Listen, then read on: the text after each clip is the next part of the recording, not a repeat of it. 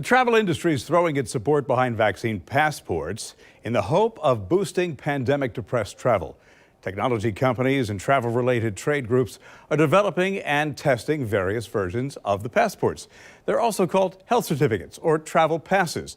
Now, the White House wants them to be free, private, and secure, but questions as to who's going to issue them. The International Air Transport Association's testing a version it calls Travel Pass. IBM's developing a digital health pass, and there are other private sector initiatives as well. But they're not without debate, not without controversy. CDC still advises against travel, and there are those who say the program would benefit the wealthy and be unfair. Joining me on the morning show is Dr. Yara Asi, a public health expert at the University of Central Florida. Good morning. Appreciate you joining us. Good morning. Thanks for having me. So let's start with the inequities in the system and vaccine distribution. Would a vaccine program be fair?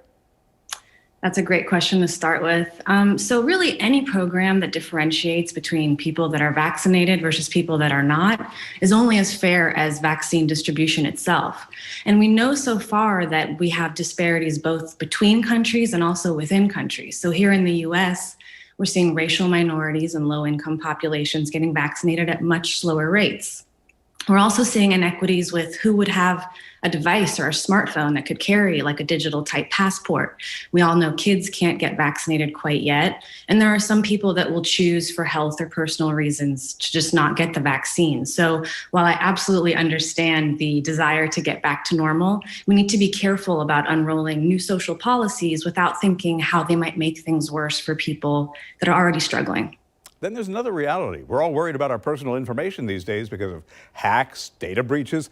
We'll be sharing health info here. The fundamental question is, will sharing that info and the risk involved for a leisure trip be worth the risk? Because there are real privacy issues. Right, absolutely. So in some countries like the UK and China, they're using actually government-supported apps and programs for these vaccine passports. There are concerns that some of these apps don't have sufficient encryption or that they may be collecting extraneous health data that some people may not feel comfortable giving. And this makes people rightfully nervous. President Biden has indicated that in the US, at least, the government won't play a role in creating an app. But many private organizations, as you just stated, are already developing some version of their own purposes. So then we have to ask, what data are these private companies collecting? Where is it being stored? And how long are they going to keep it? There's always the option, of course, of paper, but that might be easier to lose or forge. So let me expand on that. There's the question of who ultimately brokers all of this. As you mentioned, the Biden administration says it is not the government's role. It's the private sector's responsibility. That may lead to a hodgepodge of passports. So who sets the standard? Yeah, generally we lean on the World Health Organization globally or the CDC domestically. And the World Health Organization did release some guidance, but they can't actually mandate compliance, especially for private companies. And the CDC so far is still only offering those little paper that some of your viewers might have already gotten. It does seem that these apps won't actually set up who can travel. This is still going to be up to individual states, and many states have not yet set, policies into place.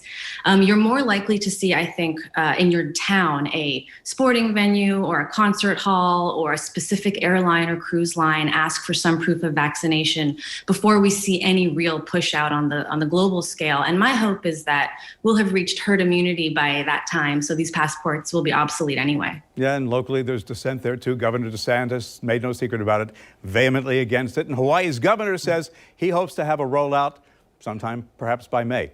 Dr. Asi, good talking with you. Thanks for your time. Thanks for having me, Bruce. It is 7:45, time for a look-see at the weather. Rich?